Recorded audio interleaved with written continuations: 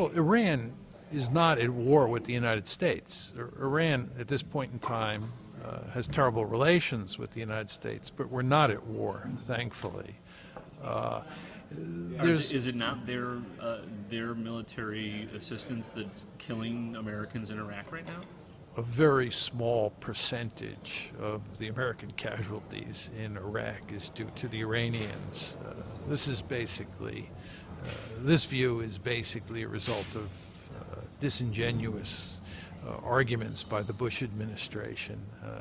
Iran is not responsible in any meaningful way for our trouble in Iraq. If Iran didn't exist, we'd be in basically the same situation today in Iraq that we're in. There's no question that the Iranians have a vested interest in keeping us stuck in Iraq, because their great fear is that if we get out of Iraq, we'll attack Iran. So I wouldn't be surprised if they're doing certain things to complicate our life in Iraq, but I don't think very much. But the point I would make to you is, if you look at how Iran behaved towards the United States throughout the 1990s and the early 2000s, it's quite clear that they made serious attempts to improve relations with the United States.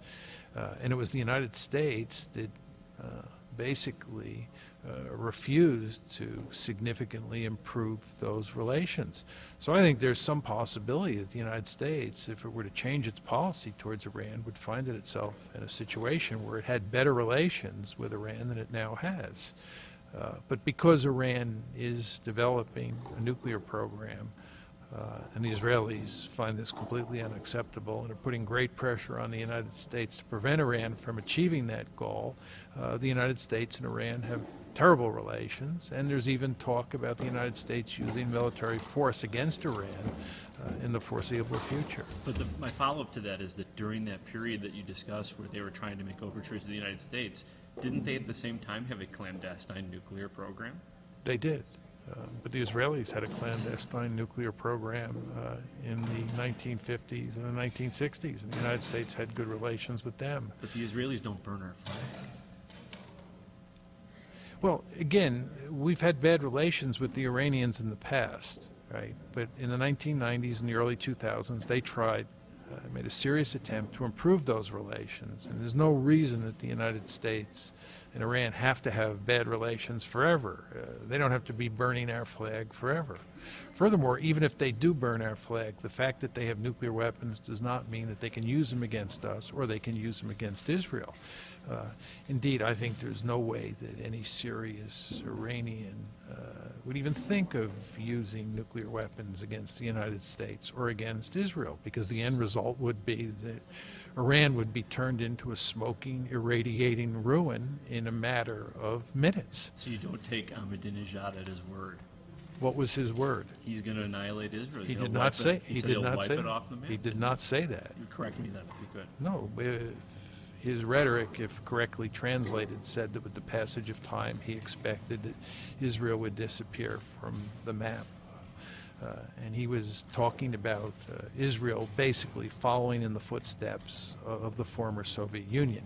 He was basically arguing that a Jewish state in the Middle East was not a viable entity. It didn't have any future. He was not talking about using nuclear weapons or using Iranian military force to make that happen. It's been translated, of course, to imply that that's what he was saying, and that has, fueled American and Israeli animosity towards Iran. But that's not what he said. This is not to say that we shouldn't reject what he said. As I made clear here on the panel today, I fully support the existence of Israel, and I think if Israel's existence or survival is threatened, that the United States should come to its defense. But I don't believe that Ahmadinejad was talking about wiping Israel off the map with nuclear weapons. And if he was talking about it, it was an idle threat anyway, because there's no way he could do that. Because if he even tried, his country would quickly be turned into a nuclear wasteland, and that's not going to happen.